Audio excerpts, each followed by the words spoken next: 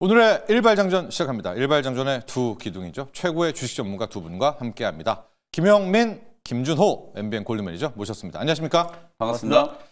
자, 엔비디아가 엔비디아 깜짝 실적, 어닝 서프라이즈, 각종의 이제 한 단어짜리의 평가들이 나오고 있습니다. 자, 우선 시간의 주가는 여러분들 지금 변동성이 워낙 커요. 급락했다가 또 2% 넘게 급등했다가 조금 강보합됐다가 양보합됐다. 아마 시간에서는 지금 주가에 대한 어떤 유의미한 모습을 찾을 수는 없을 것 같고 오늘 본장에서 엔비디아를 봐야 될 것 같은데 다만 실적, 블랙웰, 또 스타게이트, 로봇 같은 것들을 보면 뭐 더할 나위 없었다. 네. 이 정도면 되죠? 일단 불안감을 좀 씻어내는 데는 확실히 좀 효과가 있었다. 이렇게 이제 평가를 좀 하고 싶고 사실 저는 조금 아쉬운 게 지난 이제 4분기 매출이 400억 달러를 이제 못 넘어선 거 약간 모자랐어요. 393억 달러. 다만 이제 됐죠. 뭐 가이던스는 380억 달러가 제시가 좀 된 거기 때문에 가이던스보다는 잘 나왔고 특히 순이익이 거의 뭐 0.9달러까지 지금 나왔기 때문에 뭐 지금 확실한 이제 이익 모멘텀을 다시 한번 확인을 해줬고 아까 이제 브리핑 해주셨던 것처럼 다음 분기 이제 가이던스가 최상단에 있는 수치 415달러도 넘어서면서 430억 달러를 제시했어요. 실제로 지난 4분기 때 매출 중에 뭐 다른 건 필요 없고요. 데이터 센터 부문이 얼마나 이제 성장을 했느냐. 이게 또 거의 100% 가까운 93% 정도의 맞습니다. 매출 성장을 이제 기록을 했거든요. 이게 얼마나 좀 중요하냐면 여러분 생각해 보시면 어차피 이게 전년 동기 대비라는 거는 이미 작년 4분기 때 그 전해보다 거의 100% 이상씩 성장을 한 상태였잖아요. 근데 그 기고 효과를 감안하더라도 거기서 또 93%가 성장했다는 건 사실 뭐 역사상 유례 없는 지금 성장세를 구가하고 있다. 그리고 뭐 젠슨왕 CEO하고 뭐 회사의 이제 주요 이제 경영진들이 컨퍼런스 콜 하는 과정에서 얘기하는 걸 보면 뭐 블랙웰에 대한 부분들 실제로 뭐 회사가 생긴 이래로 가장 빠른 속도의 이제 성장세를 이제 보여주는 게 이제 블랙웰 매출이다. 이렇게 이제 얘기를 하고 있거든요. 그러니까 당연히 아까 말씀해 주셨던 것처럼 발열에 대한 부분들도 이제 당연히 이제 불식이 좀 될 거라고 생각을 하고. 발열이 되면 왜 사가겠습니까? 그렇죠. 문제가 있다면 빅테크 기업들이 그렇게 비싼 값을 주고 사가지 않겠죠. 그러니까 앞으로 특히 이제 젠슨왕 CEO가 뭐라고 언급을 했냐면 사실 에이전틱 AI 우리가 이제 가장 앞으로 추론의 이제 과정까지 이제 도달을 하게 되면 말 그대로 우리의 이제 어떤 비서와 같은 한 사람의 이제 반려자와 같은 그런 이제 AI가 생기잖아요. 에이전틱 AI와 또 피지컬 AI 시대가 오면 뭐 엔비디아의 GPU에 대한 수요 또 AI 가속기에 대한 수요가 훨씬 더 폭발적으로 늘어날 거다라는 걸 다시 한번 얘기를 했기 때문에 뭐 젠슨왕 CEO가 지금 현재 뭐 단기적으로 또 MS가 데이터 센터 갑자기 뭐 임대 취소했다 이런 얘기 나오면서 투자가 좀 축소되는 거 아닌가라는 그런 이제 시장의 우려들이 있었는데 그런 우려를 좀 의식한 듯한 확실한 이제 처방전을 좀 내려주면서 시장의 이제 불안감을 좀 씻어내기에는 충분했다 이렇게 이제 평가를 할 수 있을 것 같습니다. 딥시크, 그록3 지금 생성형 AI 막 나오는 부분에 대해서도 우리가 실은 엔비디아 이제 덜 팔리나 했는데 추론 뭐 학습시킬 때 더 필요하다 또 이런 이야기도 했으니까 이것도 역시 어느 정도 해결이 된 거죠? 굉장한 호재라고 볼 수 있고요. 아까 이제 그록3 언급해 주셨잖아요. 실제로 이제 XAI가 어떤 단계를 통해서 이제 AI를 학습시키는지를 보면 페이즈 1에서 10만 개 GPU 썼잖아요.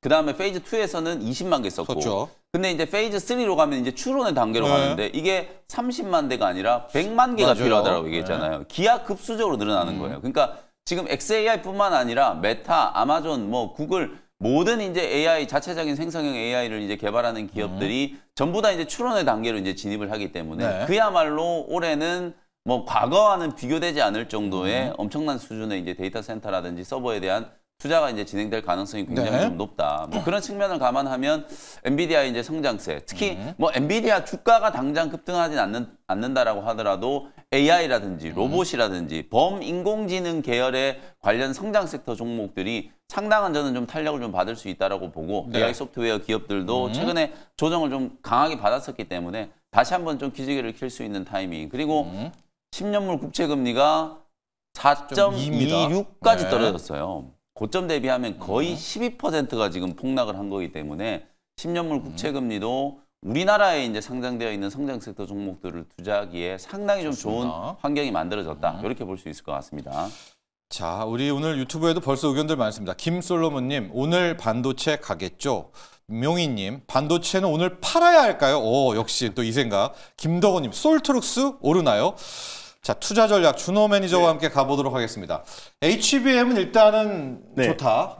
AI 솔루션은 어떻게 될까, 소프트웨어는? 또 냉각주들, 그동안에 막 블랙을 뜨겁다 해서 했는데 이 친구들은 어떻게 될까? 오늘 이제 우리 국장에서는 어떻게 반영이 될까? 아무래도 최근에 이제 삼성전자를 비롯해서 액침냉각 관련 종목들이 이제 아무래도 블랙웰에서 이제 국내 기업들의 그 발열을 막기 위해서 국내 기업들과 논의를 할 것이다라는 단독 보도가 나오면서 큰 상승이 나아졌었는데 오히려 지금 블랙웰의 수요가 이렇게 탄탄하다면 오히려 지금 이제 그동안 시세가 분출되었던 액침냉각 기업들은 좀 쉬어갈 가능성이 높다고 보고 있고 엔비디아가 정말 이제 호실적을 발표했지만 약간은 좀 이제 새로운 성격의 시간 내에서는 좀 살짝 약보합권으로 좀 전환되고 있다는 점을 놓고 봤을 때 국내 이제 HBM 기업들도 어느 정도의 상승은 나오겠지만 그 상승이 좀 폭발적인 상승은 좀 제한적이지 않을까. 그래서 오히려 데이터 센터 쪽에서 지금 전년 동기 대비해서 매출이 거의 93% 이상 급증을 했다라고 하니까 그동안 좀 시장 대비 약세를 많이 보였던 전력 인프라 쪽도 다시 한번 우리가 좀 눈여겨볼 필요가 있지 않을까 좀 보고 있고요. 그래서 뭐 HBM 기업들, 뭐 한미반도체라든지 대표적인 기업들도 좀 수혜를 받을 수 있고 또 SK 하이닉스도 마찬가지로 HBM4에서 지금 이제 수율을 거의 70% 가까이 잡았다고 했어요. 그래서 HBM3, 2에 이어서 HBM4까지도 지금 엔비디아의 어떤 독주가 이어진다고 했을 때 오늘 엔비디아의 어떤 실적 발표와 SK 하이닉스의 어떤 HBM4에 대한 어떤 이제 긍정적인 이슈로 좀 이제 HBM 기업들은 살짝 어느 정도의 어떤 상승 흐름은 나오지 않을까. 다만 이제 이게 엔비디아가 실적이 못 나올 거라고 예상했던 사람들은 거의 없잖아요. 엔비디아의 실적이 잘 나올 거라 예상했고 거기에서 조금 우리가 좀 관심이 있어 블랙일이 포인트다 보니까 아무래도 액침냉각 기업들은 좀 차익 매물이 좀 출회되었고 그리고 데이터 센터 쪽에 이제 데이터 센터 매출이 거의 90% 이상에 폭증했기 때문에 인프라. 그래서 전력 인프라 쪽도 어느 정도 저가 매수와 반발 매수가 유입되지 않을까 보고 있습니다. 어제 카페24 실적 보고 다 깜짝 놀랐잖아요. 아, 이제 진짜 AI 소프트웨어가 솔루션인가? 어때요, 이 정도는? 오늘 약간 얘가 한번 좀 결국에 뭐 이제 엔비디아 HBM 그 GPU가 많이 팔렸다라는 것부터가 결국에 이제 생성형 AI 시장이 더욱더 지금 경쟁이 거의 심화되고 있는 시점이다 보니까 결국에 올해는 또 AI 소프트웨어 쪽으로도 수급이 이동될 수밖에 없다라고 보고 있고요. 뭐 이게 저비용으로 하던 고비용으로 하던 결국 이제 중국과 미국 간의 어떤 AI 어떤 생성형 AI 경쟁이 더욱더 심화될 수 있는 해가 올해다 보니까 결국 소프트웨어 쪽의 어떤 관심은 계속 높아질 수 있고 또 이제 카페24의 어떤 호실적과 또 이제 국내 또 이제 마이크로소프트 향 또 아니면 국내 자체적인 어떤 독점적인 기술을 가지고 있는 AI 소프트웨어 기업들은 그래도 계속해서 우리가 관심을 좀 가져야 되지 않을까 보고 있습니다. 좋습니다. 보름님은 심택 좋을 것 같아요. 엔비디아 기판 관련해서. 그러니까요. 오히려 막 그동안에 액침냉각, 유리기판 막 이랬는데 블랙의 수요가 놀랍다. 이 한마디로 오히려 과거 기판들 쪽 오늘 한번 보시지 어디로 튈지 여러 가지로 저희가 한번 분석을 일단 해드렸습니다. 이런 와중에 영민 매니저 좀 엔비디아 이슈가 뭐 아주 뜨거워요. 어디로 일발은 갑니까? 어제 제가 이제 파미셀 제약바이오 종목이지만 색깔은 이제 동박. 두산 쪽으로 동박적 측망 이제 공급하는 거에 이제 경화제 소재를 이제 공급하는 기업이다라고 말씀드렸는데 어제 뭐 파미셀 흐름도 괜찮았어요. 그래서 오늘은 거기에 이제 이어가지고 결국은 뭐 데이터 센터 관련된 이제 저는 수혜주를 꼭 봐야 되지 않겠나 이런 생각이 좀 들고 오늘 또 국내에 또 이벤트가 좀 있어요. 그 이벤트까지 이제 감안을 해서 오늘은 GNC 에너지라는 종목을 소개를 좀 해드리도록 하겠습니다. 이미 뭐 시장에서 데이터 센터 수혜주다라고 많이 알려져 있는 기업인데 시가총액이 아직 2,500억 정도밖에 안 되는 소형주예요. 근데 제가 봤을 때는 이 GNC 에너지를 볼 때마다 한 2년 전에 이제 재룡전기 냄새가 난다. 그래서 제가 재룡전기 차트를 한번 보여드릴게요, 여러분. 좋아요. 재룡전기가 사실은 원래 그냥 뭐 이게 전력 인프라 관련된 지금 변압기, 중소형 변압기 만드는 기업으로 지금은 많이들 알고 계시지만 사실 뭐 불과 한 3, 4년 전까지만 하더라도 재룡전기를 그냥 뭐 남북 경협주라고 생각하시는 분들이 많았었거든요. 근데 실제로 지금 재룡전기가 근래 이제 움직였던 이제 궤적을 한번 살펴보면은 뭐 굉장한 엄청나게 많은 이제 상승세가 이제 나타났었죠. 차트를 좀 보면은 실제로 이제 장기 파동을 한번 보여드릴게요. 이 재룡전기가 주가가 지금 2022년부터 이제 우상향을 하기 시작했어요. 근데 이게 왜 올라가는지 몰랐어요, 이때는 사람들이. 근데 이제 재룡전기가 중소형 변압기를 이제 수출하는 기업이고 실제로 뭐 중소형 변압기 시장에서 미국 내 점유율만 따져보더라도 한 3등에서 5등 정도 될 거예요. 그런데도 불구하고 2022년부터 이제 꾸역꾸역 이렇게 올라가니까 이거 뭐 남북 경협 이슈가 있나? 사람들이 다 그렇게 생각했거든요. 그 당시에 주가가 4,000원, 5,000원 그랬어요. 근데 2022년부터 2023년에도 계속 올라가서 25,000원까지 올라갔고요. 2024년에 드디어 이제 폭발적인 시세. 예. 사실 4,000원, 5,000원에서 2만 원까지 올라온 것도 한 4배, 5배 오른 거잖아요. 네. 근데 그 2만 원에서 10만 원까지 폭등을 했어요, 작년에. 그만큼 데이터 센터 향 이제 뭐 변압기라든지 이 전력 인프라에 대한 이제 수요가 급증을 하면서 회사가 이렇게 말도 안 되게 이제 바뀐 거거든요. 저 4,000원에서 올라온 겁니다. 4,000원짜리 주가가 10만 원까지 25배가 이제 급등을 했다는 거예요.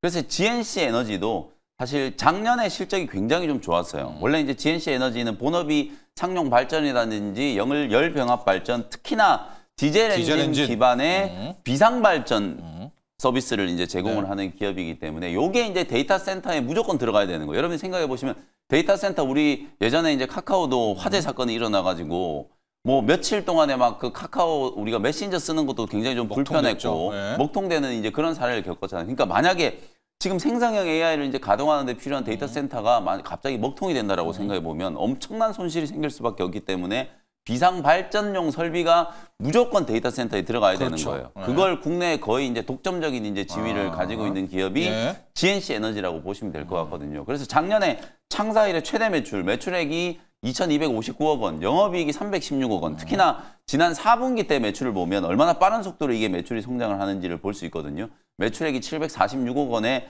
4분기 한 분기에만 영업이익이 거의 130억. 근데 여러분 잘 아시는 것처럼 4분기에는 우리가 성과급도 지급해야 되고 일회성 비용들을 전부 다 계양을 하는데도 계상을 하는데도 불구하고 130억 가까운 이제 영업이익이 나왔다라는 거거든요. 시총이 2,000억 대잖아요. 네, 전년 동기 대비해서 91%. 이게 엔비디아가 성장하는 거하고 맞먹을 정도 수준으로 지금 빠르게 실적이 성장하고 있기 때문에 우리가 반드시 이 부분을 좀 주목을 좀 해야 된다. 그래서 우리나라도 사실 국가 AI 산업의 어떤 주권을 위해서라도 데이터 센터에 대한 투자가 정말 좀 시급한 단계예요. 우리나라 전체 전국적인 이제 단위로 봤을 때 데이터 센터에 대한 이제 전체 전력 소모량이 지금 현재 2기가와트시 정도로 추정을 하고 있어요. 근데 이게 2028년이 되면 우리나라에서도 이 AI에 대한 수요가 이제 폭증을 좀 하면서 그러겠죠. 이게 그대로 더블링이 된다라고 하거든요. 4기가와트시 정도로 이제 전체 전력 소모량이 늘어나는데 이걸 충당하기 위해서는 추가적으로 무려 2기가와트시 정도의 데이터 센터가 설립이 돼야 된다라는 거예요.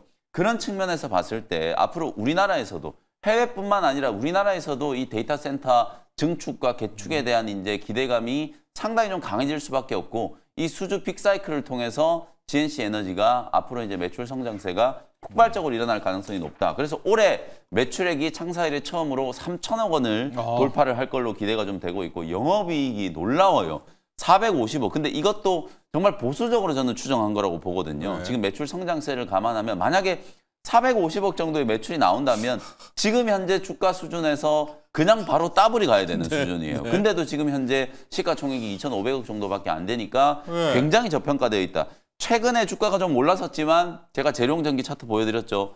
4,000원대부터 시작해가지고 2022년부터 대세 상승해가지고 3년 동안에 무려 25배가 이제 주가가 올랐기 때문에 이제 GNC 에너지는 겨우 저점에서 한 2~3배 정도 오른 거다. 그러니까 재룡전기 주가하고 비교를 해보면 한 15,000원에서 18,000원 정도 올라온 수준밖에 안 되기 때문에 거기서 지금 5배가 더 간 거거든요. 10만 원 갔으니까. 그 정도 흐름을 감안하면 앞으로 이제 GNC 에너지는 중장기적인 관점에서 최소한 2~3배 이상은 주가가 더 올라가야 그게 적정 가치다라는 거를 좀 참고를 해주시면 좋을 것 같고 그 다음에 이제 오늘 우리나라의 이제 빅 이벤트 브라이언 구 많이들 들어보셨을 거예요. 이제 LS 그룹의 3세라고 하는 이 브라이언 구라고 하는 사람이 미국에서 무슨 투자회사를 이제 설립을 했잖아요. 근데 이제 퍼일스라고 하는 이 투자회사하고 우리 전남도하고 협약을 맺어가지고 2028년까지 최대 50조 원 규모의 AI 데이터 센터 설립하는 MOA를 오늘 체결을 하기로 되어 있어요. 그래서 저도 상당히 좀 궁금해요.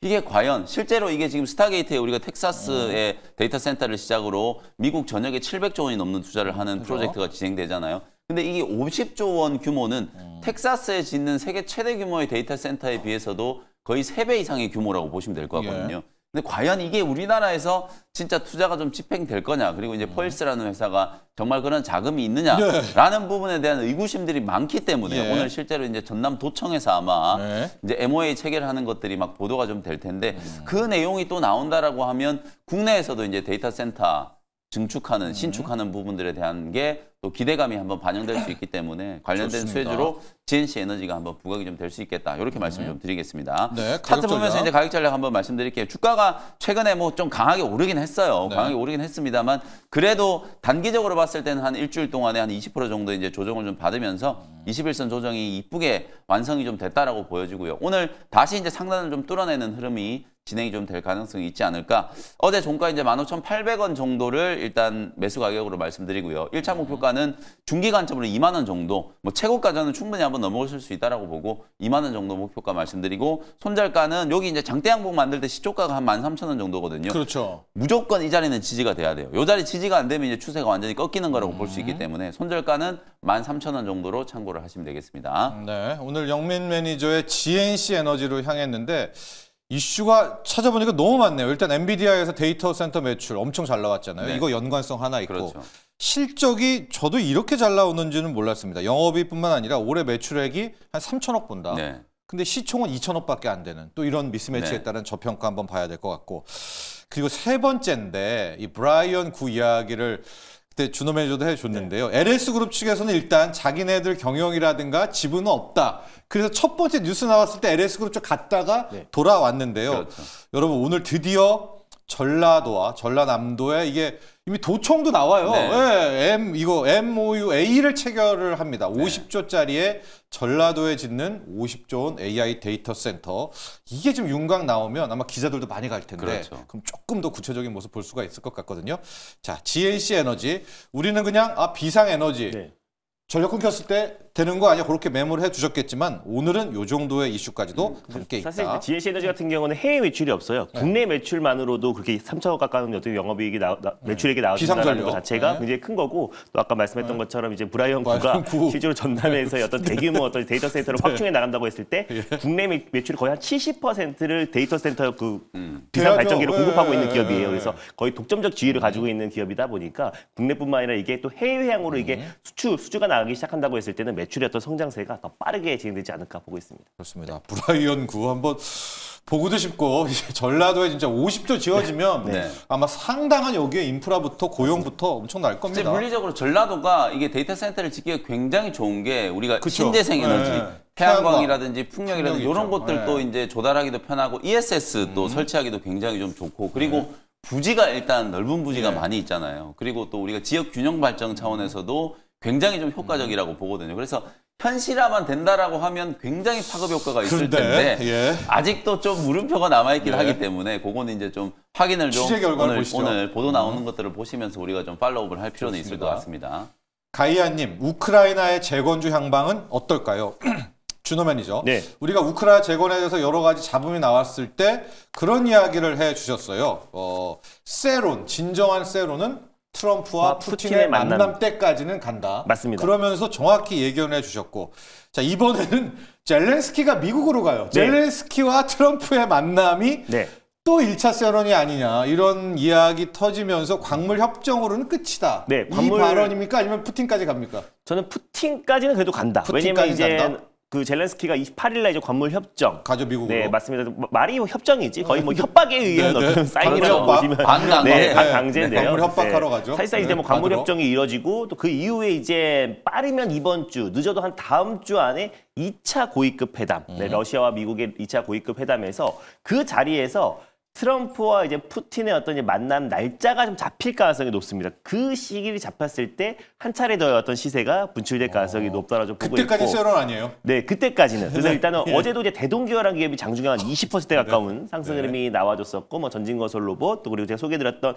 HD의 인프라코어인데 그 이후에 이제 트럼프와 또 그리고 이제 푸틴이 만남 이후에는 그때부터는 이제 실질적인 수혜 종목들, 실제로 이제 종식이 되고 휴전이 된 이후에 이제 본격적으로 이제 우크라이나 재건 사업이 진행됐을 때 우리 국내 기업들 중에서 직접적으로 좀 수혜를 받을 수 있는 기업들이 좀 선별적으로 좀 움직일 수 있고 그 안에 대표적인 기업이 이제 HD 현대 인프라코어다라고 말씀드렸던 것도 결국 HD 현대 인프라코어가 지금 현 시점에서 이제 굴착기 우크라이나 점유율 1등 기업이라고 말씀드렸기 때문에 결국 뭐 이게 채굴 작업을 하던 아니면 우크라이나 재건 사업을 하던 굴착기 수요는 오히려는 뭐 계속 증가할 수밖에 없는 거라서 HD현대 인프라코 같은 어떤 이제 묵직한 기업이 오히려 좀 살아남을 가능성이 높고 그동안 좀 테마성으로 올랐던 뭐 SG나 또 그리고 뭐 대동기업 또 그리고 또 이제 뭐 SOS텍 같은 기업들은 오히려 조금은 좀 변동성이 좀 크고 약간의 새로운 성격의 조정이 나와줄 수 있다고 보고 있습니다. 다만 트럼프와 이제 푸틴의 어떤 만남 또 그 정상회담의 어떤 시일이 딱 잡히기 전까지는 그래도 그 기대감이 당분간은 좀 이어지지 않을까 보고 있습니다. 시일이 잡혀도 아직 셀은 아니고 네. 만나야 된다. 시일이 딱 잡힌다. 만약 예를 들어서 뭐 이번에 잡혔다. 예, 광고협정 도장 찍고. 네, 도장 찍고 나서 트럼프와 이제 푸틴이 한 예를 들어 뭐 3월 중순에 만난다. 뭐 3월 20일 날 만난다. 이렇게 하면 그때 한번 기대감으로 큰 시장 분출되잖아요. 그때가 이제 거의 이제 우리가 이제 차익 매물과 수익을 챙겨야 될 어떤 시기가 아닌가 좀 보고 있어요. 그때가. 오늘 내일까지는 이번 주 갈 텐데 네. 또 이런 시나리오가 있잖아요. 젤렌스키가 갔는데 젤렌스키가 이제 안 하고 오는 거예요. 그러니까 트럼프가 오히려 하는 게 아니라 뭐 약간 파토를 온다고 그래야 되나요? 살을 깨고 가요. 이런 고춧가루요? 이게 1%도 있잖아요. 1%도 있는데 젤렌스키가 돌아오는 맞습니다. 거예요. 평화협정 왜 안 해주냐 이러면서. 근데 젤렌스키가 그럴 확률은 정말 낮다. 지금 이제 돌아가는 분위기와 어떤 이 흐름을 본다고 했을 때 젤렌스키가 이제 바보가 아닌 이상 그렇게 하기 쉽지 않을 거라 보고 있고요. 어느 정도의 이제 실질적으로 미국이 앞으로 우크라이나에 주둔도 하고 앞으로 재정적인 지원을 받기 위해서는 젤렌스키가 그런 용기가 나오기에는 쉽지가 않은 분위기고 이거 뭐 상당 부분 지금 이제 젤렌스키도 이번에 미국에 가서 그 건물 협정에 사인하겠다고 직접적으로 밝혔기 때문에 그럴 가능성은 충분히 낮다라고 보고 있습니다. 이게 협상이라는 거는 사실 그리고 이제 정상 간에 이제 서명하는 거는 우리가 이제 물론 뭐 예전에 미국 정상회담 때 그냥 박차고 나와가지고 완전 노딜로 그냥 박차고 나온 경우도 있었지만은 그건 정말 역사적으로 봤을 때 굉장히 좀 드문 일이고 실제로 우크라이나는 다른 거 다 포기할 수 있다. 다만 나토에 가입할 수 있게만 해달라. 그것만 이제 어느 정도 메이드 된다면 뭐 광물 지금 보면 진짜 뭐 주노 매니저가 지금 반농담으로 뭐 거의 협박이라고 표현했지만 실제로 그게 맞아요. 왜냐하면 우크라이나에서 나오는 광물 자원의 수익의 50%를 거의 이제 미국에다 갖다 바치는 거나 마찬가지이기 때문에 이게 이제 결국은 미국이 전쟁 물자를 지원해 준 거에 대한 이제 보상을 그대로 이제 광물 자원으로 받겠다는 거거든요. 근데 그게 한 5배 된다고 그래요. 그러니까 100조 도와줬는데 어마어마한 500조 금액이에요. 받아가니까. 근데 이제 사실은 뭐 향후에 미래 이제 국가 안보를 이제 또 책임질 수 있는 이 나토와의 어떤 문제 이런 것들 이제 깔끔하게 해결을 좀 해주면은 뭐 우크라이나 입장에서 그래도 최소한의 뭔가 이제 국가 안위에 대한 이제 보장이 좀 있을 수 있기 때문에 서명은 하지 않을까. 다만 이제 뭐 트럼프 대통령과 대화를 하는 과정에서 또 어떤 일이 벌어질지는 모르기 때문에 뭐 그런 부분들도 좀 감안을 좀 하긴 해야 될 것 같습니다. 자, 참고로 말씀드리면 트럼프 대통령은 우리가 광물 캐가는 게 평화다. 우리가 평화협정 필요 없다. 우리가 가면 그게 평화다. 전형적으로 트럼프식 계산이죠. 계산이죠. 왜 평화협정을 맺느냐 또 이렇게 이야기를 했습니다. 28일 날 간다고 하니까요. 적어도 그때까지의 우크라 재건은 일단 살아있다. YS킴님, 그동안 소외되었던 셀트리온 그립주가 어제 급등 마감했습니다. 뭔가요? 남진수님, 셀트리온 오늘도 또 갈까요? 대박나자님, 셀트는 양치기 소년이 아니길 빕니다. 영민 매니저, 참 셀트리온 인고의 시간이 좀 깁니다.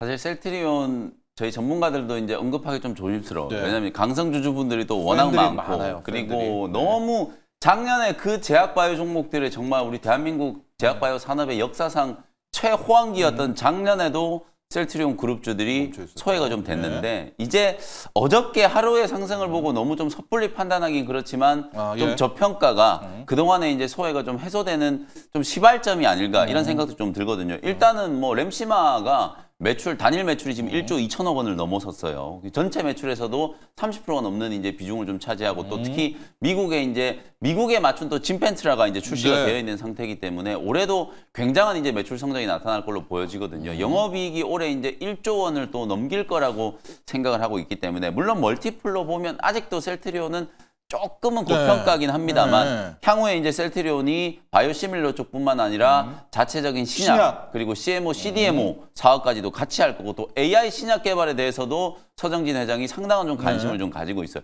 마지막 관문은 저는 2개 정도라고 봐요. 일단 셀트리온 제약과의 최종적인 합병 요거까지 이제 마무리가 돼야 그때부터 이제 본격적으로 저는 그 전에 승계 작업도 어느 정도 이제 진척이 좀 있을 거라고 보기 때문에 셀트리온 제약과의 이제 최종적인 합병이 마무리가 좀 돼야 되고 또 하나 변수가 트럼프 대통령이 여전히 의약품에 대해서도 관세를 부과한다라고 얘기하잖아요. 실제로 우리나라에서 의약품에 관세를 부과한다라고 하면 신경 쓰이는 기업이 제가 딱 떠오르는 건 한 세 가지 정도예요. 삼성바이오로직스, 셀트리온 그리고 SK바이오팜. 직접 미국에 어쨌든 의약품을 수출하는 기업들은 관세 부과에 대한 이제 우려가 있을 수 있는데 뭐 어쨌든 뭐 제가 생각했을 땐 셀트리온 서정진 회장이 캐나다에도 현지 법인을 지금 만들었었고 미국에도 현지 법인을 만들기 위해서 작년에 뭐 여러분들 아시는 것처럼 서정진 회장이 막 직접 미국에 뛰어가가지고 호텔도 아닌 막 허름한 방에서 막 몇 달 동안 이제 하면서 현지화 전략을 이제 진두지휘를 했기 때문에 저는 분명히 이제 트럼프 대통령 당선되고 난 이후에도 셀트리온은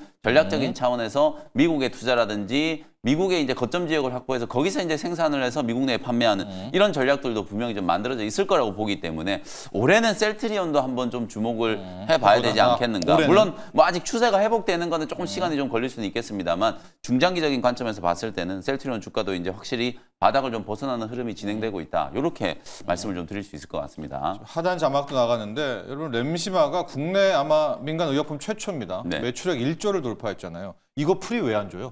그러니까 이걸 왜 무시를 하죠? 이제 그동안에는 우리가 이제 램시마 SC가 워낙 뭐 유럽에서 너무 잘 나갔었다 보니까 사실 이제 그걸 뛰어넘는 이제 뭔가를 이제 좀 기대를 했었던 거죠. 그 이후에 이제 허주마, 트룩시마 이런 이제 바이오시밀러들을 계속 이제 공개를 했는데 사실은 기대보다 이제 썩 그렇게 좋지는 않았어요. 근데 이제 어쨌든 미국 시장을 이제 다시 이제 공략을 한다는 거. 유럽에서는 뭐 전대미문의 성공을 좀 기록을 했고 이제 미국에서 올해부터 이제 본격적인 실적 성장이 좀 나올 거기 때문에 이 진펜트라의 이제 매출이 또 빠르게 성장을 좀 한다면 분명히 이제 셀트리온도 프리미엄을 좀 받을 수 있는 시기가 조만간에 좀 오지 않겠는가 이렇게 전망을 좀 해보겠습니다. 좋습니다. 아마 어제 이제 급등을 오랜만에 하면서 셀트리온의 팬들 또 진짜 강성 주주들이시거든요. 그래서 셀트리온의 관심이 높아져서 분석을 해봤고 여러분 오늘이 어쩌면 역사적인 K증시의 역사적인 날이 될 수도 있을 것 같습니다. 어제도 그제도 한번 분석을 해드렸는데 상법 개정안의 국회 통과 이슈가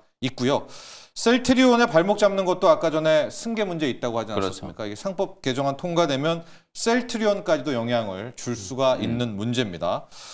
준호 매니저, 뭐 상법 개정안에 여러 뷰가 있겠지만 저희는 일단 통과 후에 시장에 쪽만 초점을 좀 맞추죠. 왜냐하면 이게 찬성 반대로 가면 이게 갑론을박이 되니까 일단 통과가 됐다. 단기적으로는 K증시에는 호재로 보는 분들이 굉장히 많은데요. 저도 단기적으로는 좀 호재로 보고 있고요. 어쨌든 초기에는 약간의 좀 노이즈가 더 날 수 있는 게 일단은 시장이 전반적으로 소액주주에 대한 어떤 지원이 더욱더 확대된다고 했을 때는 시장에는 당연히 환호를 할 것이고 가뜩이나 지금 국내 증시의 투심이 좋아지고 있는 상황에서 상법 개정의 통과는 일단은 호재다. 근데 이제 초기에 이제 기업들의 어떤 반발도 굉장히 좀 큰 상태이기도 하고 또 이제 어떤 펀드사라든지 이런 것들이 뭐 행동주의 펀드 들어오겠죠. 행동주의 펀드나 이런 것들이 들어오면서 약간의 어떤 이제 노이즈들이 좀 나올 수 있다고 좀 보고 있긴 하지만은 일단 전반적인 어떤 상법 개정 통과로 인해서의 어떤 시장의 어떤 투심은 빠르게 회복될 수밖에 없다고 좀 보고 있고 일단은 오늘 통과 여부가 뭐 중요할 것 같긴 한데 일단 뭐 시장에서 어느 정도 이런 부분들도 저는 좀 어느 정도 선 반영이 좀 됐다라고 좀 보고 있긴 해요. 다만 이제 일단 앞으로의 어떤 주주 친화적인 정책들도 계속해서 나올 수밖에 없는 것이고 그런 관점에서 앞으로 뭐 우리 뭐 유증이라든지 또 아니면 그 대주주들의 어떤 이제 매도 쪼개기 상장, 물적 분할 이런 것들이 이제 오히려 개선된다고 했을 때는 외국인들의 어떤 이제 투자 심리와 또 외국인들의 자금도 국내 증시에 상당 부분은 많이 유입될 수 있다고 보고 있습니다. 이런 많은 여러 가지 부분들 때문에 일단 국내 증시가 그동안 이제 코리아 디스카운트로 저평가를 많이 받았기 때문에 일단 상법 개정안 통과와 함께 외국인 어떤 순매수도 좀 강하게 유입될 수 있다고 보고 있고 또 그리고 거기다가 뭐 MSCI 지수 편입이라든지 아니면 국내 기업들의 어떤 투자 확대 이런 것들이 같이 동시다발적으로 이어진다고 했을 때 초기에는 무조건 호재다. 다만 이제 그 과정에서의 약간 노이즈들은 분명히 나올 수 있다고 좀 보고 있긴 하지만은 일단 초기에는 시장은 크게 환호하지 않을까 보고 있습니다. 네, 상법 개정안 뭐 여러분들 잘 아시겠지만 이제 기업 이사회가 기업뿐만 아니라 전체 주주입니다. 소액 주주 포함을 위해서 충실의 의무를 다해야 된다. 이제 이거가 바뀌는 거기 때문에 영민 매니저 1차 타겟 계속 얘기하고 있는데 저 PBR 주 중에서 진짜 지주회사가 대부분이긴 한데 현금 쌓아놓고 있고 이익도 따박따박 버는 데들이 있는데 주가 처참하다. 이 정도는 상당히 지금 행동주의 펀드도 들어올 수가 있거든요. 홀딩스들. 네, 일단 홀딩스 기업들이 작년에 이제 밸류업 이제 프로그램 덕분에 한 번 정도는 이제 좀 재평가가 좀 됐고 그러면서 이제 하반기 때 이제 이슈가 좀 소멸되면서 주가가 좀 빠졌습니다만 최근에 하나그룹주 그다음에 이제 뭐 두산 LS 이런 기업들이 확실하게 좀 재평가가 되고 있기 때문에 이제 개인 투자자분들이 이런 지주회사 홀딩스 기업들을 바라보는 시각 자체도 좀 달라지고 있다. 아까 뭐 셀트리온 말씀드렸지만 셀트리온은 당장 이제 상법 개정안을 크게 걱정하진 않아도 되는 게 셀트리온 홀딩스를 지금 나스닥 시장에 상장시키려고 하는 또 목표를 또 서정진 회장이 가지고 있기 때문에 그 부분도 이제 오히려 저는 호재가 될 거라고 이제 보거든요. 그래서 어쨌든 저는 이제 조금 걱정되는 부분은 있어요. 이제 이사의 이제 이 책임 소지를 기업의 이익이 아니라 사실 전체 주주의 이익을 이제 생각해서 의사결정을 해야 된다. 그러면 만약에 이제 회사가 유상증자를 했어요. 자본 조달에 대한 이제 필요가 있어서 작년에 펩트론도 유상증자 하고 나서 주가 뭐 단기적으로는 크게 조정을 좀 받았습니다만 결국 이게 미래를 위한 성장을 위한 투자였다 이렇게 하고 나서 주가가 거의 3배 가까이 폭등했잖아요. 최근에 이수페타시스도 역시 제2호 인수 철회하고 유상증자 강행할 때는 비판이 좀 많았습니다만 MLB 이제 적층 기판 뭐 워낙 좀 수요가 좋다. 그거 증설하기 위한 이제 유상증자다 이러니까 이수페타시스도 바닥에서 그냥 급등했잖아요. 근데 이제 앞으로는 개인 주주분들 입장에서는 이사회에서 이거 유상증자를 결정했어? 이거 우리 주주 이익에 반하는 건데 들어가죠. 이러면 소송 들어가 버리면 사실은 이게 기업의 경영 활동이 이제 위축될 수밖에 없는 그런 이제 문제점도 분명히 있기는 해요. 그래서 이런 부분들은 저는 앞으로 이제 계속 좀 개선을 해 나가야 된다. 법이 한번 만들어진다라고 해서 그게 개정이 안 되는 건 아니기 때문에 뭐 일단은 상법 뭐 개정안을 강행 처리한다라고 지금 했기 때문에 시장 전체적인 틀에 봤을 때는 3월 말에 이제 공매도 재개되고 상법 개정안 시행되면 외국인들 입장에서 봤을 때는 대한민국 시장이 굉장히 좀 투명해지고 있구나. 그럼 추후에 우리가 MSCI 이제 지수 편입에 대한 이제 선진국 지수 편입에 대한 기대감까지도 한번 또 가져볼 수 있는 거기 때문에 뭐 그런 부분들에 있어서는 시장 전체적인 또 긍정적인 면을 좀 바라볼 수도 있겠다. 그래서 지주회사 기업들은 우리가 이제 최근에 사업 지주회사들도 많아요. 대표적인 게 한화, LS, 두산 이런 기업들이거든요. 이제 그런 기업들에 대한 이제 재평가가 시작될 수 있는 시점이니까 지주회사 관련된 종목들, LG 같은 그 지주회사하고 SK, GS, 뭐 SK 스퀘어 뭐 널렸죠. LG하고 사실 뭐 SK는 저는 굉장히 좀 저평가되어 있는 이제 지주회사라고 보기 때문에 요 두 기업들도 아마 이제 상법 개정안이 통과가 되면 좀 시장에 관심을 좀 받을 수도 있지 않을까 이런 생각도 같이 좀 덧붙여드리겠습니다. 그렇습니다. 영민 매니저가 좀 우회적으로 이야기해 주셨는데 LG는 쪼개기 상장의 대명사잖아요. CNS부터 이제 그런 거 못한다면 이제 더 이상 LG에 더 가겠죠 포커스가. 그러면 이제 좀 프리미엄 준다. 이제 자, 이건 영민 매니저 단기적으로 수급의 호재, 또 MSCI 선진국 지수 편입도 있지만 중장기적으로는 기업 펀더멘탈, 경영 펀더멘탈에는 악영향을 줄 대목도 있으니 함께 유의하자. 보시죠, 여러분들. 오늘 국회 본회의 통과하는지 그리고 최상목 대행이 또 받아들이는지까지를 확인하시면 될 것 같습니다. 준호 매니저, 로봇 질문도 좀 오고 있습니다. 마미님이 엔비디아 호실적에 있었는데 로봇을 저는 봤습니다. 근데 로봇도 매출 나왔으니까 로봇 괜찮을까요? 엔비디아 실적 발표와 오늘 로봇, 요 관계는 좀 어때요? 엔비디아 실적 발표와 이제 로봇이 뭐 직접적으로 오늘 로봇 기업들의 수혜를 받기는 좀 제한적이겠지만 어차피 지금 엔비디아는 AI로 생태계를 좀 확장해 나가고 있고 코스모스 그 플랫폼을 통해서 계속해서 지금 이제 뭐 국내 기업들과도 협업 얘기가 계속 좀 들려오고 있는 상태다 보니까 결국에 이제 코스모스 플랫폼도 계속해서 이제 매출이 늘어날 수밖에 없는 것이고 뭐 자율주행이 됐던 로봇이 됐던 결국 코스모스 플랫폼을 통해서의 어떤 매출 누구든지 자율주행과 로봇 사업을 하고 싶으면 우리와 함께 하자라고 했기 때문에 결국에 AI 생태계의 어떤 이제 그 구축과 앞으로 생태계 확장은 계속 이어질 수 있다. 다만 로봇은 그냥 로봇 자체적으로만 봐도 사실 엔비디아뿐만 아니라 지금 사실 전 세계 테크 기업들, 뭐 테크 기업들뿐만 아니라 뭐 유통 기업, 뭐 내수 기업들까지도 로봇 사업은 다 좀 뛰어드는 상태이다 보니까. 올해는 그냥 우리가 로봇은 그냥 어떤 하나의 어떤 테마와 어떤 뉴스에 따라 뉴스 플로우에 따라서 로봇주들이 움직이기보다는 올 한 해 이제 시장을 좀 들어올릴 수 끌고 갈 수 있는 거의 주도 섹터다라고 좀 보시면 될 것 같아요. 그래서 어제도 사실 이제 로봇 기업들 중에서 뭐 하이젠 RNM 기업도 이제 반등 흐름이 나와줬고 뭐 최근에 뭐 로봇 관련해서 한농화성 같은 경우도 뭐 전고체 배터리를 탑재한다. 그게 이제 휴머노 로봇에 들어간다라고 해서 유입이 됐고요. 뭐 로보틸이든지 RS 오토메이션 지금 기술력 있는 기업들이 돌아가면서 장중에 좀 강하게 좀 시세가 좀 들어와주고 있고 레인보우 로보티스도 안정적으로 지금 이제 그 상단에서 계속 유지하고 있다는 점을 놓고 봤을 때 로봇 섹터도 이제 저는 서서히 갈 때가 됐다고 보고 있어요. 최근에 약간 소외주들의 어떤 반란이 좀 이어지면서 로봇주들이 잠시 좀 쉬어가는 모습은 좀 보여주긴 했지만은 결국 그 소외주들의 반란이 항상 일시적이잖아요. 그게 대서 상승으로는 이어지기 좀 어렵기 때문에 그 상승이 멈추고 시장이 다시 안정 궤도로 들어오면은 결국 다시 로봇 섹터라든지 시장의 어떤 성장 섹터 중심으로 유입될 수 있다. 오늘의 뭐 엔비디아의 어떤 실적이 잘 나와서 엔비디아 주가 상승이 더 나와준다고 했을 때는 다시 한번 나스닥이 5일 만에 상승을 놔뒀잖아요. 그래서 그렇다라는 건 결국 성장 섹터의 어떤 투자 심리가 다시 회복된다면 결국 로봇 섹터 쪽으로도 당연히 수급이 강하게 유입될 수밖에 없다고 보고 있습니다. 엔비디아 실적과 로봇이 굉장히 직접적인 상관관계가 있죠. 왜냐하면 젠슨항 CEO가 앞으로 이제 피지컬 AI하고 사실 에이전틱 AI가 미래다.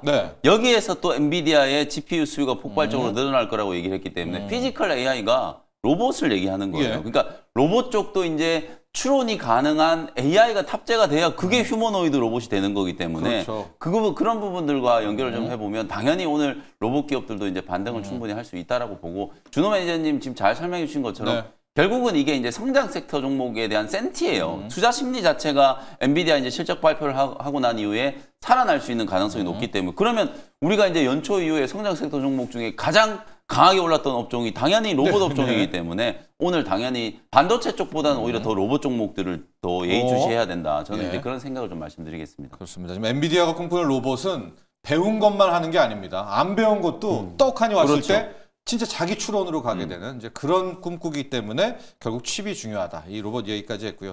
준호 매니저의 자유로가 있었다면 지금 영민 매니저에는 새롭게 등장한 반바지가 있죠. 우리 김솔로몬 님도 반도체, 바이오, 에너지, 2차 전지 중 오늘 반바에 대한 해박한 비유 부탁드립니다. 근데 솔로몬님 우리가 바이오, 반도체는 아마 좀 엔비디아 좀 이따가 또 저희가 개장된 준비를 했고 한농화성 한번 이야기해 주시면서 2차 전지 관심도 크거든요. 오늘 사실 제가 뭐 GNC 에너지도 이제 에너지 반바지의 G, 그다음에 이제 2차 전지도 뭐 반바지의 G라고 보시면 되는데 한농화성 뭐 휴머노이드 로봇에 탑재되는 원통형 배터리 그리고 전고체 배터리 이런 것과 관련된 이제 이슈가 부각되면서 어제도 또다시 이제 장중에 굉장히 좀 강하게 탄력이 좀 들어왔어요. 그러니까 2차 전지는 제가 계속 강조해드리지만 철저히 이런 개별적인 모멘텀과 다음 주 이제 인터 배터리를 타겟으로 보자. 딱 두 가지 이슈거든요. 전고체 배터리하고 원통형 배터리가 다음 주 이제 인터 배터리에서도 굉장히 좀 강하게 부각될 수 있는 가능성이 좀 높기 때문에 이수 스페셜티 케미컬, 한농화성, 그리고 제가 말씀드렸던 뭐 레이커 머티리얼즈라든지 성우 같은 이런 기업들이 계속해서 이제 부각이 좀 될 가능성이 높다. 2차 전지 전체 업황, 오늘 보니까 에코프로 BM도 올해 이제 출하량이 또 상향 조정되는 그런 리포트들이 나오고 중저가 지금 전기차 시장이 개화되고 있다라는 거 이런 것도 우리가 좀 주목을 좀 해야 되거든요. 좋습니다. 그래서 캐전 극복은 아직까지 뭐 확신할 수는 없습니다만 이런 전고체 배터리 기업들과 그다음에 4680 원통형 배터리 만드는 기업들, 이런 기업들은 분명히 이제 시장에서 이슈가 좀 타고 있다. 다음 주 이제 인터 배터리까지는 계속해서 이 기업들이 이제 올라갈 수 있는 가능성이 있다. 이렇게 보시면 되겠습니다. 좋습니다. 반바제치, 에너지, 2차 전지까지 갔고요. 지금 영민매저가 했던 그 원통형 배터리, 이거 로봇 배터리입니다. 이게 또 로봇과 함께 들어가게 되는 그 이슈까지 인터 배터리 확인을 하시고 지금 엔비디아 반도체 오늘 어떻게 될까요? 이야기들 많으신데 저희가 개장이 되면 이제 막 솔루션일지 HBM일지 뭐 유리기판 움직이잖아요. IT의 신 이영수 대표와 함께 오늘 반도체 충분히 저희가 들어가려고 하고 있으니까 조금만 더 반도체 부분은 또 대기해 주십사, 기다려 주십사 이야기를 해드리고 오늘은요, 준호 매니저 어디로 가요? 제가 최근에 이제 자유로를 많이 말씀을 드렸었고 그리고 또 시장과 좀 무관하게 좀 움직이고 있는 섹터가 최근에 조선을 좀 강조를 해드리고 있어서 어제에 이어서 다시 한번 조선을 들고 와 봤습니다. 일단 뭐 국내 대표 조선 기업인 HD현대중공업을 오늘 탑픽 종목으로 가져왔고요. 지금 미국의 국방장관 또 피터 헤그세스가 3월 달에 이제 한국 조선소를 찾는다고 해요. 그래서 국내 한국 조선 업체와 지금 이제 군함 건조 그리고 이제 유지 보수 관련해서 협력을 하고 또 방위비 증액 관련된 어떤 이제 논의를 할 것으로 좀 전망이 되고 있는데 그랬을 때 또 지금 HD현대중공업과 하나오션 같은 경우는 원팀, 팀 코리아로 같이 합쳤잖아요. 그래서 또 이제 방위산업 관련해서 군함 수출 쪽에서는 같이 협력을 하겠다라고 좀 밝히면서 앞으로 또 미국과 또 이제 선박 건조 관련된 협력과 또 그리고 이제 군함 수출 관련해서는 국내 HD현대중공업과 하나오션이 거의 대표적으로 떠오를 가능성이 높다고 좀 보고 있고 그 외적으로도 이제 어제 들었던 것처럼 미국이 중국의 선박 수수료를 이제 검토하면서 네네. 앞으로 또 좀 국내 기업들의 어떤 반사 이익이 좀 기대가 되는데 미국 자국 항구에 좀 입항하는 중국 선박에 대해서 수수료를 부과한다고 했을 때는 아무래도 중국의 해운사라든지 또 조선사들이 입항하기가 굉장히 어려워질 그렇죠. 수밖에 없기 때문에 악재죠. 국내 조선사와 해운사들의 어떤 반사 이익이 충분히 기대가 되는 것도 호재고 또 거기에다가 MRO 쪽은 아무래도 이제 팀코리아 형식으로 가지 않기 때문에 이게 MRO 쪽에서의 어떤 협력이 그 경쟁이 더욱더 좀 심화될 수도 있다고 좀 보고 있는데 아무래도 좀 점유율이 가장 높은 거는 하나그룹주고 그리고 먼저 미국의 MRO 사업을 진출했던 기업은 HD현대중공업입니다. 그래서 뭐가 됐든 결국에 경쟁이 치열해지고 또 그리고 미국의 선박 건조를 같이 협력하든 뭐든 간에 이 조선 섹터에 대한 어떤 이제 훈풍은 계속 이어질 수밖에 없다고 좀 보고 있고요. 그리고 또 그런 관점에서 그 트럼프가 직접적으로 우리한테 요청했던 것도 MRO 사업이고 선박 건조 관련해서 협력을 요청한 상태이다 보니까 이 부분에 대해서는 약간은 또 피해갈 수 있다. 그래서 관세 폭탄에 좀 피해갈 수 있다고 보고 있고요. 결국 HD현대중공업도 MRO 쪽에서의 또 이제 점유율 또 우위를 점하기 위해서는 저는 조만간에 HD현대중공업도 지금 미국 현지에 있는 조선소를 인수할 가능성이 높다. 왜냐하면 하나오션이 하나시스템과 함께 필리 조선소를 인수를 하면서 네네. 약간은 좀 유리한 고지에 올라섰잖아요. 그래서 그런 관점에서 빠른 시일 내에 조속히 HD현대중공업도 미국 시장과 또 MRO 사업을 또 확장해 그렇죠. 나가려면 미국 현지에 있는 조선소를 인수해서 빠르게 좀 하나오션과의 어떤 경쟁 우위를 점할 수 있다고 보고 있어서 오히려 추격자인 HD현대중공업이 사실상 MRO 수준은 먼저 떠냈다. 선점은 그렇죠. HD현대중공업이 했다는 점을 봤을 때 결국 MRO 이 시장만 거의 20조거든요. 이 시장을 빨리 선점하기 위해서는 조만간 전 HD현대중공업이 들어갈 가능성이 높다. 그게 오히려 주가 상승의 어떤 큰 모멘텀이 될 수 있다고 좀 보고 있어서 HD현대중공업을 탑으로 들고 와봤습니다. 조선업이 좋은데 지금 스물스물 나오는 수급적 악재가 공매도 재개잖아요. 네. 그럼 이제 뭐 핑계거릴 수도 있고. 맞습니다. 조선 방산 타깃이다, 공매도 타깃이다. 이제 이게 항상 못 들어가게 하거든요, 우리를. 맞아요. 근데 뭐 사실상 이제 공매도 부분에 대해서 분명히 뭐 악재긴 하지만 저는 오히려 시세가 본격적으로 들어오기 시작하면요. 오히려 쇼커버링이 들어와서 더 강력하게 올라갈 수 있다고 보고 있습니다. 그래서 그렇다고 무조건 이제 납폭 과대 섹터들이 공매도에서 피해간다고 해서 들어갔다가 오히려 또 추가라다 예전에 말씀했던 것처럼 뭐 지하 2층, 3층, 4층까지 열릴 수 있는 거기 때문에 오히려 지금 시장에 수급이 유입되고 있고 실적이 뒷받침되고 있고 거기다가 MRO 시장에 대한 어떤 이제 큰 성장과 HD현대중공업의 어떤 미국 시장 진출까지 본다고 했을 때는 오히려 저는 상승 여력은 충분하다고 보고 있습니다. 좋습니다. HD현대중공업 오늘은 뭐 잘하는 거 다 잘 아시니까 하나오션이 갔다면 HD현대도 미국 들어간다. 고기를 한번 우리가 타깃으로 잡아보자. 맞습니다. 가격 전략 보도록 하죠. 일단 가격 전략 말씀드리면 전일 종가였던 29만 4천 원을 일단 매수가로 한번 잡아보도록 하겠고요. 그리고 이제 목표가는 35만 5천 원 라인대로 일단 직전 고점 부근대를 일단 1차 목표가로 그리고 손절 라인대는 25만 원 말씀드려보도록 하겠습니다. 좋습니다. 자, 오늘 일발 장전 영민 매니저는 GNC 에너지, 엔비디아 매출 중에 데이터 센터 매출 좋다. 여기에 브라이언 9까지 갔고요. 준호 매니저는 조선으로 가버렸습니다. HD현대중공업 공매도도 두렵지 않다. 미국의 마지막 진출 재료. 여기가 키포인트다라는 거 확인하시죠. 자, 오늘 성공 투자하십시오. 두 분의 전문가 여기서 보내드리겠습니다. 감사합니다. 고맙습니다.